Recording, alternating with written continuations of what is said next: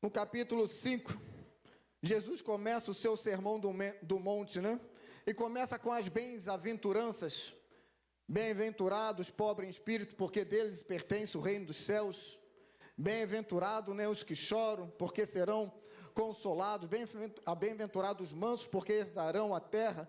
Bem-aventurados os pacificadores, porque serão chamados, né, de filhos de Deus. E Jesus vem no sermão do monte, né, ensinando, né, os discípulos e aqueles que lá estavam com ele ouvindo as suas palavras, ensinando sobre o adultério, sobre o divórcio, ensinando sobre os juramentos, sobre o amor ao inimigo, a respeito da vingança, o ensino a respeito de esmolas, o ensino a respeito da oração, né, falando sobre o tesouro do céu, o ensino a respeito do jejum, as preocupações da vida. Jesus então vem no sermão do monte ensinando, né, falando sobre o hábito de julgar os outros. E Jesus passa o sermão do monte ensinando, ou seja, a parte teórica, não é verdade? Na parte teórica, Jesus está lá no monte ensinando. Então, no finalzinho do capítulo 7, que é o final do sermão do monte, que diz lá 7:28, quando Jesus acabou de proferir essas palavras, as multidões estavam maravilhadas com a sua doutrina, porque ele as ensinava com quem tem autoridade, e não como os escribas. E ali Jesus, né, ensinou o povo, ensinou os discípulos, e agora ia ensinar, né, ia pregar os seus olhos, e veio agora com a cura, não é verdade? No início desse capítulo 8, logo no início, tem a cura do leproso, e essa cura aqui é algo assim, tremendo, né? Foi até falado na sexta-feira, na reunião de oração, porque esse homem foi humilde, não é verdade? Esse leproso se aproximou do Senhor e falou: Senhor, se quiseres, pode me curar? Olha que humildade, né?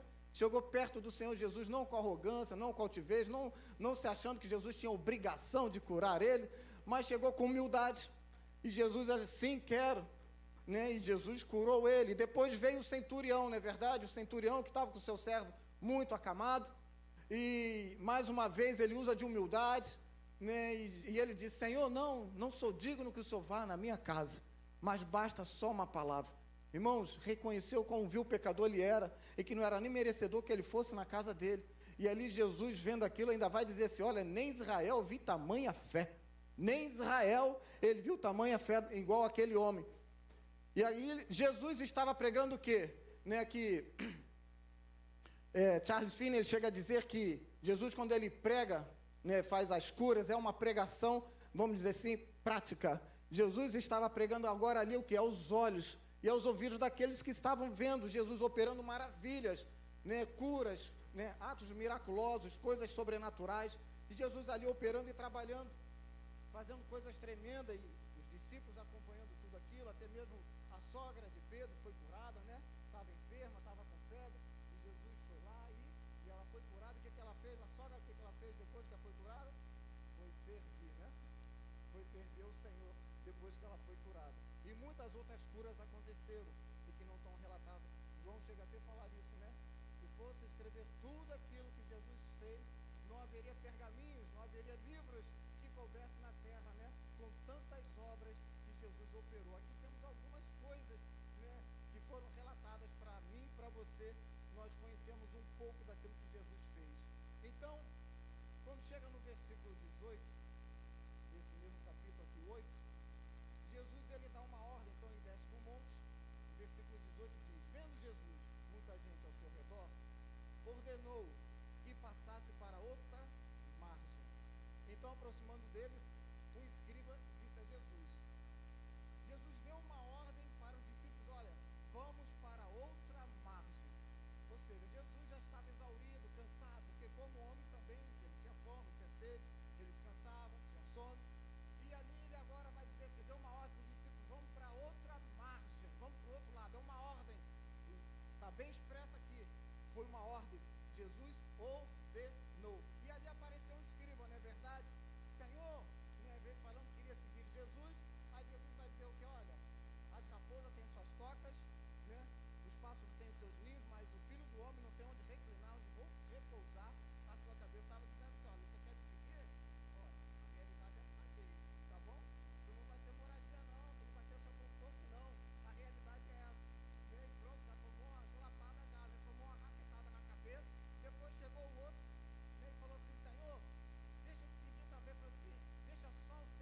meu Pai. Olha só, aí Jesus falou assim, deixa que os mortos sepultem os seus mortos. Siga-me, porque aqui é todo o processo, né? Tinha que ficar um mês lá naquele processo de sepultamento. Então Jesus falou assim, não deixa que os mortos sepultem os seus mortos. Então, siga-me. E ali, olha o que Jesus está falando, né? Ele já entrou no barco e os discípulos foram com ele, não é verdade? A partir aqui do versículo 23. Jesus entrou no barco e os seus discípulos o seguiram. Irmãos, isso aqui me chamou muita atenção, porque eu e você fomos alcançados pela graça do nosso Senhor Jesus Cristo, não é verdade? Fomos libertos do império das trevas e transportados para o reino do seu Filho amado. Começamos o quê? Nos tornamos discípulos, né? Eleitos, filhos de Deus. Discípulos significa o quê? Né? Aprendizes. Nós seremos eternos aprendizes aqui nessa vida. Não tem jeito não, irmãos. Até o final, até o último dia da nossa vida, nós vamos estar aprendendo diante do Senhor, diante da sua palavra. Então aqui, Jesus entrou no barco, seus discípulos seguiram ele, né? Irmãos, aí logo o que acontece depois que eles entram no barco e vão seguir Jesus, vem o quê? Uma tempestade. Meu Deus do céu, misericórdia. Mas aí você pode pensar, meu Deus, mas servir a Cristo é tão difícil assim? Aí então eu não quero Cristo não, irmão. Se está longe de Cristo, você já está condenado. Está condenado a viver nas lutas e que no final o quê? E perecer no fogo interno, para o inferno. Essa é a grande verdade. Ir para o inferno. Entendeu? Porque Jesus estava fazendo o que agora aqui com os discípulos? Primeiro teve a aula teórica, não é isso? No monte, a aula teórica. Pregou, né, os seus olhos também, os ouvidos. Agora estava levando os discípulos para quê? Para aula praticar. Essa é a mais difícil, não é verdade? Agora estava levando seus discípulos a praticar aquilo que eles ouviram, aquilo que eles viram. Agora vamos o quê? Vamos praticar. Vou levar vocês, como Jesus não soubesse de nada, né? Ele dormiu, né? Puxa vida, né? Será que a tempestade pegou Jesus de surpresa? Mas que coisa! Pegou Jesus de surpresa e os discípulos ali ficaram ali atônitos, apavorados com aquela tempestade. Irmãos, quem de nós, ou qual de nós, eu, você, que entregamos, né? Nos rendemos ao Senhor Jesus Cristo e não passou por uma tempestade? Quem é que não passou? E quem é que não está passando agora? Ou vai passar ainda por uma tempestade? Quem é? Mas veja bem, a tempestade não é para nos matar. Era para trazer, né, extrair de nós. Quando somos provados por Deus, é que Deus quer extrair de nós tudo aquilo que Ele nos deu. Aquilo que Ele nos dá não é para nós, é para Ele, é para glorificar o nome dEle. E às vezes é difícil, porque é muito fácil a gente falar aqui dos discípulos, poxa, mas foram medrosos. Foram muito medrosos, porque não creram, né? Jesus estava no barco, porque eles não, poxa, ele estava lá dentro, era só se acalmar. É muito fácil a gente falar dele, mas como a minha tempestade e a tempestade que você esteja vivendo hoje, né? Talvez fala a mesma coisa que a situação deles, né? Começamos a caminhada com Cristo, mas a tempestade se levantou, porque a tempestade ela tem o seu início, meio e fim, não é verdade? Até os 40 dias, né? O grande dilúvio, ela teve seu início, meio e fim. Então, assim como o deserto também, assim como as tempestades, ela tem seu início e tem seu fim.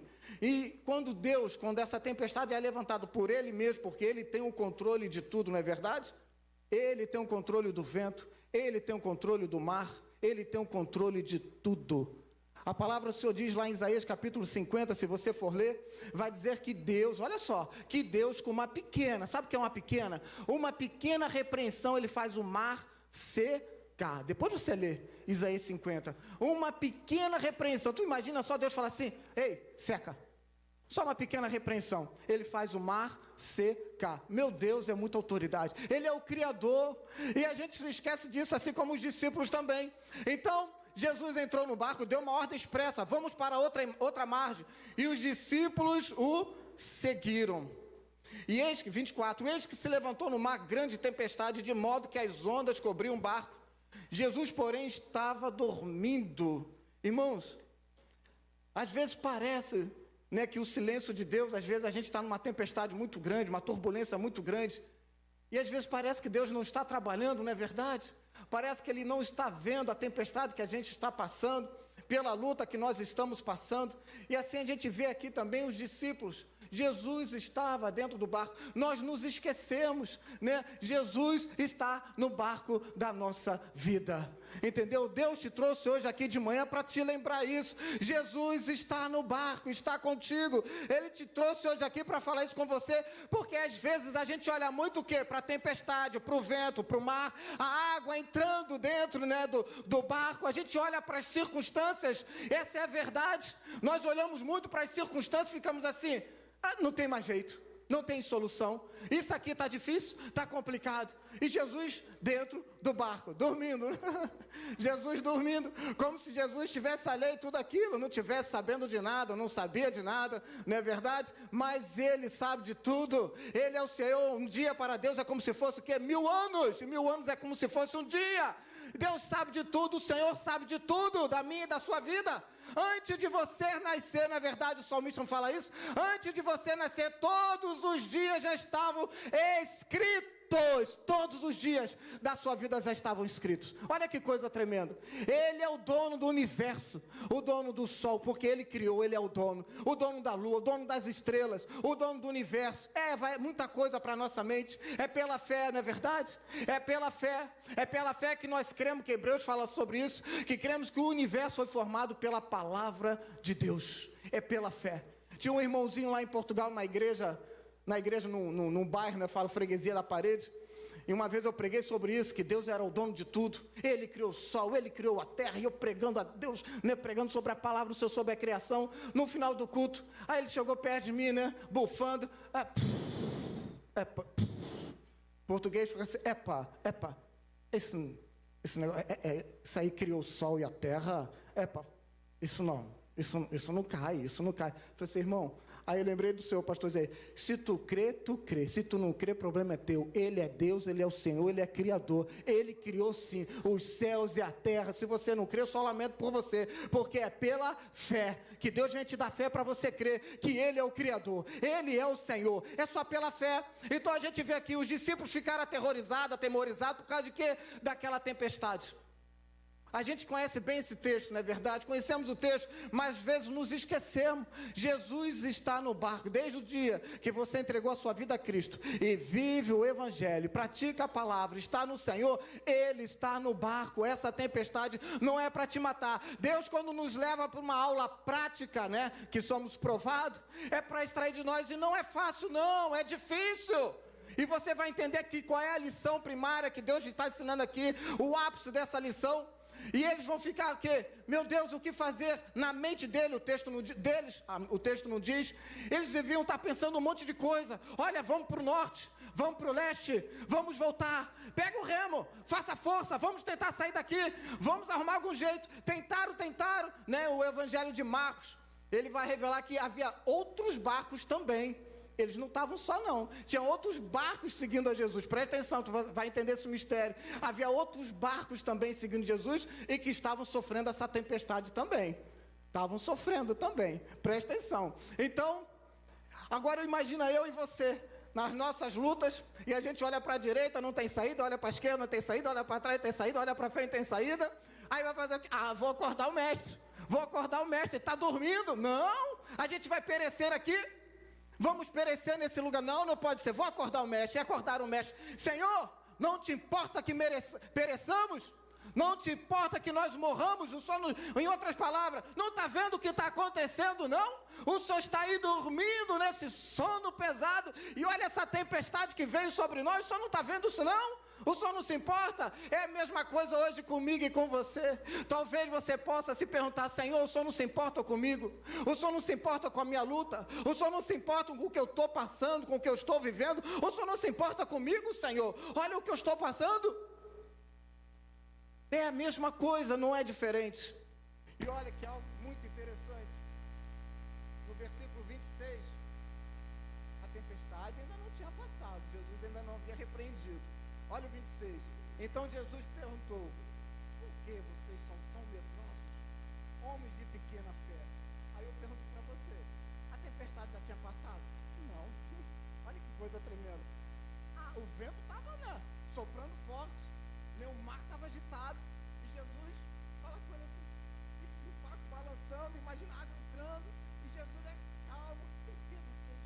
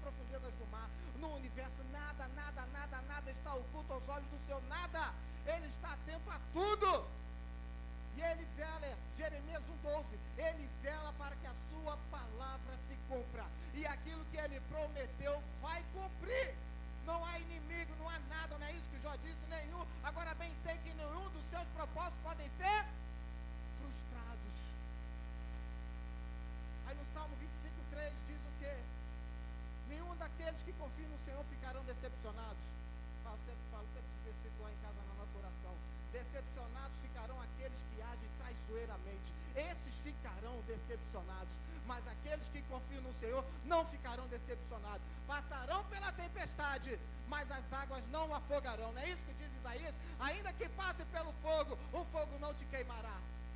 Por causa de que Deus permite essas lutas se levantarem? Porque Ele quer extrair de nós aquilo que Ele nos deu. E pessoas, há uma nuvem de testemunhas olhando para você, para a luta que você está passando, para a luta que eu estou passando. Estão de olho em ver qual é a nossa reação. Estão de olho em ver como é que nós vamos nos comportar. Qual vai ser a nossa reação? O que é que nós vamos fazer? E aí Jesus no 26 fala, diz, por que vocês são tão medrosos? Homens de pequena fé. Meu Deus. Misericórdia. E aí é para mim e para você. Eu, primeiro, né, provar do alimento, da comida, o cozinheiro, né? Eu aqui experimentando isso, assim, é verdade. É verdade. E olha, você olha para esse versículo, a tempestade estava rolando solta. O barco sacudindo, água entrando, e Jesus falando com eles. Mas até então nada. E levantando-se, repreendeu, né? Segunda parte do 26, e levantando-se, repreendeu o vento e o mar. E tudo o quê? E tudo ficou bem calmo. Presta atenção, tudo. Sabe o que Deus falou? Deus, quando faz, Ele faz a obra completa. Ele não faz, poxa, só resolvi, só deu para resolver essa parte aqui, né? Parcialmente não. Quando Deus abre os seus lábios, quando Deus libera a sua palavra, tudo que Ele faz é perfeito e completo.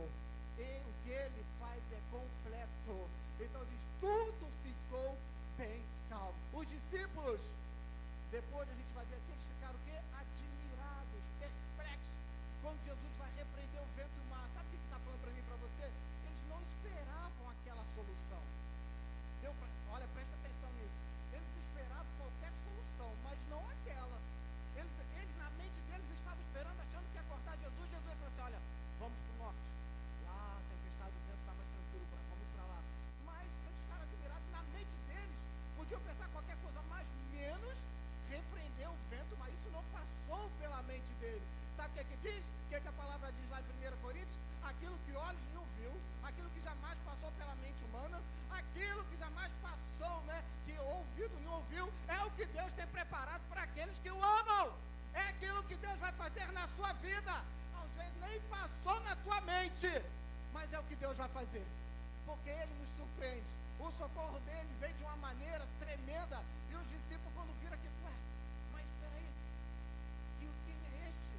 Estavam ainda conhecendo Jesus, não é verdade? Nós só falando, quem é este? Como é que pode? Ele repreendeu o vento e o mar, e o vento cessou, e o mar, a tempestade, quem é esse?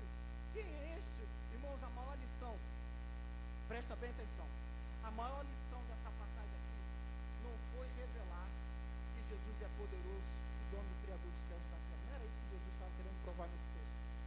O que Jesus estava provando, ensinando para eles, era: aprendam a descansar em Deus. Jesus estava dormindo no barco, não é porque estava alheio ao problema deles, mas estava ensinando o seguinte: aprendam a descansar em Deus. Porque assim como Jesus, né, isso foi enviado pelo Pai, João 3,16, Deus amou o mundo de tal maneira que entregou o seu único, o seu Filho unigênito para todo que nele crê não pereça e tenha a vida eterna. Deus enviou o seu Filho não para condenar o mundo, mas que ele fosse salvo por meio dele. Ele foi enviado. Então Jesus tinha uma missão, e tudo que ele fazia era em obediência ao Pai. Então ele sabia que ele ia cumprir, porque ele sendo homem, ele era homem perfeito, mas era Deus também. Então ele estava ensinando o quê? Aprendam a descansar em Deus. Era isso que ele estava ensinando para os discípulos, porque às vezes a gente não ouve Jesus falar, parece que Jesus está, né, vamos dizer assim, alheio ao nosso problema, mas ele está ensinando uma coisa para mim e para você: aprendo a descansar nele. Mas então eles falaram e acordaram o mestre, acordaram o Senhor, porque Jesus estava revelando para eles, sabe o que? Olha, eu vou repreender esse vento e o mar, porque eu vou mostrar para vocês que eu sou o dono, eu sou o Criador dos céus e da terra, eu tenho o domínio de tudo. Então vocês vão entender que nenhum problema para mim é nada. Problema, não há problema que eu não possa mudar. Não há nada em meia natureza, porque eu sou o dono de tudo. Eu governo tudo, eu domino tudo, eu tenho autoridade sobre tudo. Foi por isso que Jesus, ele veio repreender o vento e o mar, para eles entenderem: olha, a próxima vez aprenda a confiar em Deus. Lá no capítulo 15, na outra tempestade, veio caminhando, a tempestade. Jesus veio caminhando, e eles acharam que era um fantasma. É um fantasma. E Pedro, né, falou que, se és tu mesmo, ordena que eu vá até aí. Então Jesus falou assim, então vem. Então Jesus entrou, né, Pedro começou a afundar, e ali, porque ele olhou para o vento, olhou para as circunstâncias, Jesus estende a mão, e o texto vai ser bem claro, quando Jesus entra no barco com Pedro, a tempestade passou. Ele nem repreendeu, só entrou no barco. Olha que coisa tremenda, né? Meu Deus do céu. Só entrar no barco, né, a tempestade passou. Então, irmãos, é a gente aprender a descansar em Deus, porque, agora eu vou fazer uma pergunta para você. Adiantou alguma coisa ficar desesperado de um lado para o outro? Às vezes a gente fica ansioso, preocupado aos extremos, ficamos angustiados. Aí eu te pergunto, vai mudar alguma coisa? Mudou alguma coisa? Porque tem tempestade, irmão, presta atenção. A tempestade, ela tem seu tempo. Ela tem seu tempo. Deus aqui interrompeu para mostrar e revelar para mim e para você. Olha aqui, eu tenho controle disso. Eu tenho domínio dessa situação. Na hora que eu quiser acabar, eu acabo com isso. Mas aprende a descansar em mim. Aprende a descansar na minha palavra. Porque eu governo todas as coisas. É o maior ensinamento que Ele está dando aqui para mim e para você. É aprender a descansar no Senhor. Porque tem situações que a gente não pode fazer nada. E às vezes Deus nos leva. Olha aqui, foi o próprio Senhor. Ele nos leva a situações que Ele nos prende a gente, que não é nada que possamos fazer. O próprio Senhor Jesus falou assim, vamos para a margem do outro lado. Não é isso? Versículo 18. Agora eu digo aqui para você, versículo 18. Quando Jesus, muita gente ao seu redor, ordenou que passasse para outra margem. Agora,